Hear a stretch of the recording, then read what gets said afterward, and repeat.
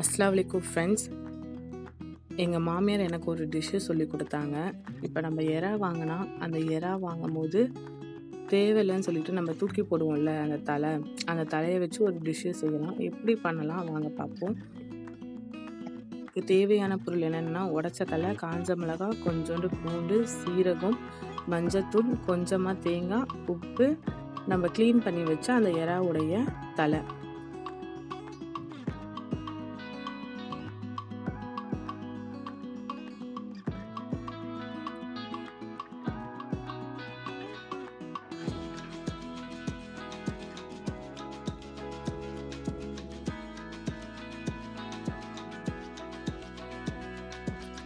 First அடுப்பு on பண்ணிக்கோங்க. On பண்ணிவிட்டு ஒரு சட்டியை வச்சுக்கோங்க.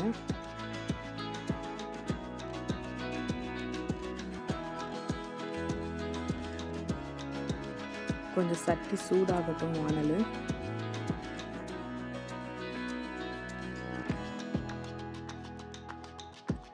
கொஞ்சமாக எண்ணெய் ஊற்றிக்கோங்க.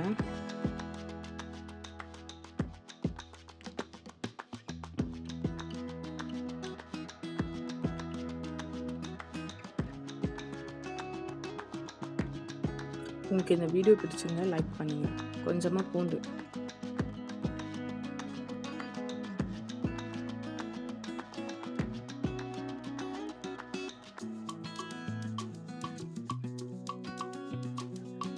அந்த எண்ணெயில் கொஞ்சம் கோல்டு கலரில் வர மாதிரி ஒரு 5 நிமிஷம் அந்த பூண்டை வந்து லைட்டாக வறுத்துக்கோங்க சிம்மில் வச்சு.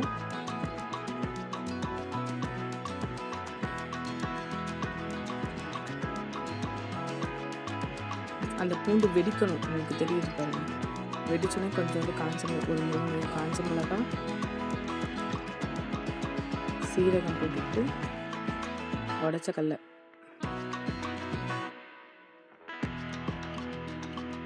அப்புறம் ஒரு 1/4 மூடி தேங்காய், அப்புறம் மஞ்சத்தூள், உப்பு, இது மொத்தமாக போட்டு வதக்கிக்கோங்க.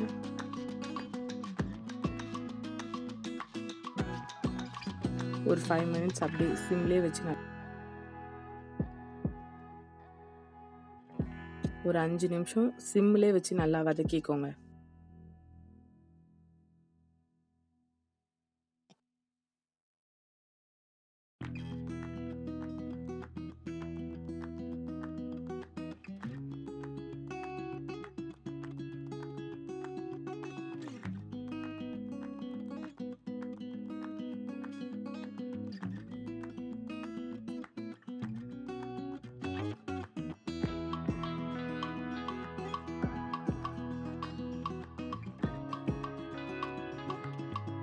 வதங்கினதுக்கப்புறம் நம்ம க்ளீன் பண்ணி வச்சுருக்கோம்ல அந்த எறாவுடைய தலை, அதை வந்து நம்ம வதங்கின இதில் ஆட் பண்ணிக்கலாம்.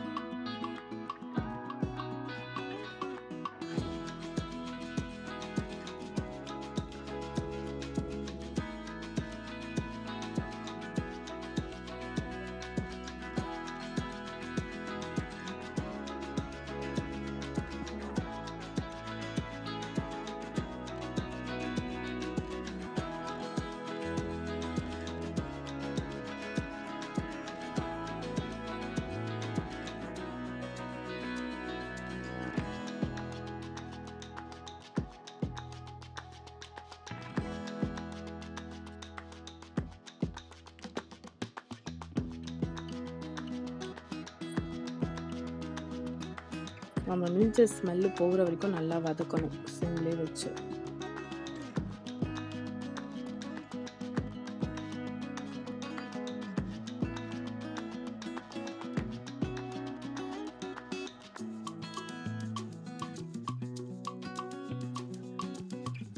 ஒரு 10 நிமிஷம் நல்லா வதங்கினதுக்கப்புறம்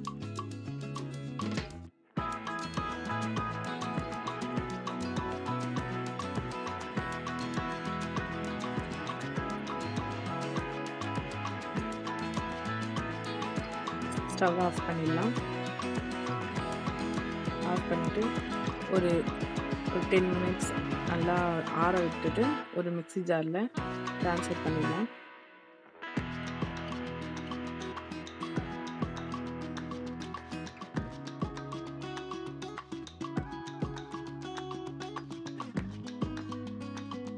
ட்ரான்ஸ்ஃபர் பண்ணிவிட்டு ஒன்றும் பாதியமாக கரகரன்னு அரைச்சிக்கலாம்.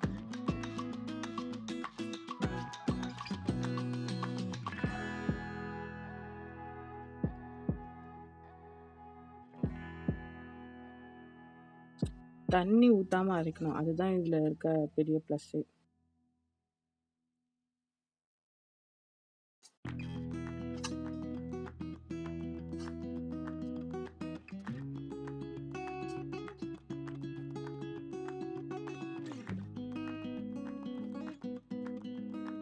உங்களுக்கு என்னுடைய வீடியோ பிடிச்சிருந்தா சப்ஸ்கிரைப் பண்ணிவிடுங்க. ஒரு பவுலில் எடுத்து மாற்றிக்கலாம்.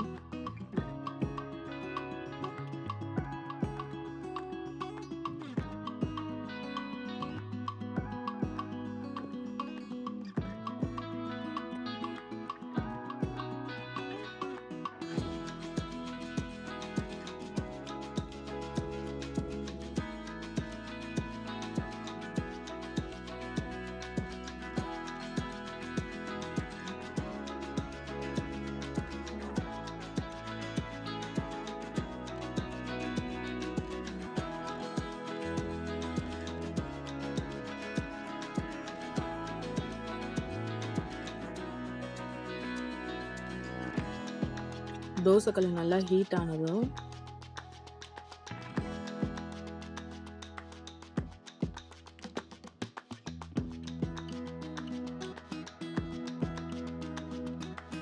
கொஞ்சமாக எண்ணெய் ஊற்றிக்கோங்க.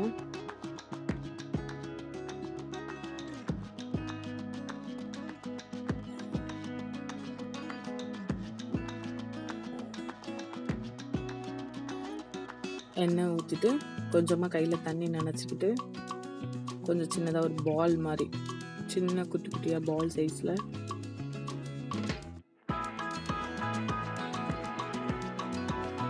ஒட்டாமல் இருக்கிறதுக்கு கொஞ்சம் லைட்டாக தண்ணி போட்டுக்கோங்க. பால் சைஸ் மாதிரி போட்டுட்டு நல்லா கொஞ்சம் தட்டையாக தட்டி நம்ம ஆல்ரெடி அது வதக்கணும்ல, அப்படியே சும்மா கொஞ்சம் அந்த கிறிஸ்பியாக இருக்கிறதுக்காண்டி நம்ம எண்ணெய் ஊற்றி வறுத்துக்கலாம்.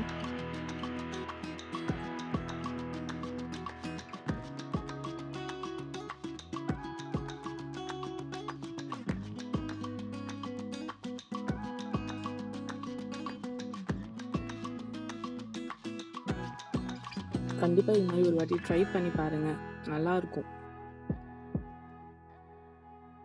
நம்ம சாம்பார், ரசம் இதெல்லாம் வைக்கும் போது இது மாதிரி வச்சோம்னா சைட் டிஷ் நல்லாயிருக்கும். விரும்பினா கூட நம்ம சாப்பிடலாம். ஈவினிங் மேலே கொஞ்சம் ஸ்நாக்ஸ் மாதிரி சாப்பிடலாம். டீ காஃபிக்கு நல்லாயிருக்கும்.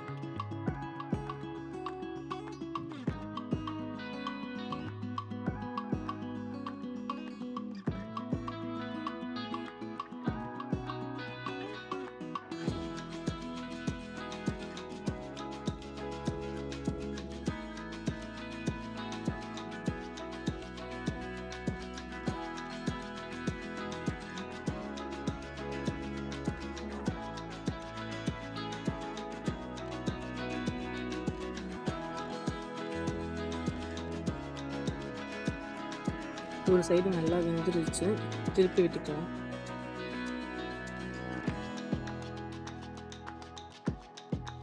எல்லாத்தையும் 1 by 1 திருப்பி பொறுமையாக திருப்பி விடுங்க. வேகமாக பண்ணால் உடஞ்சிரும்.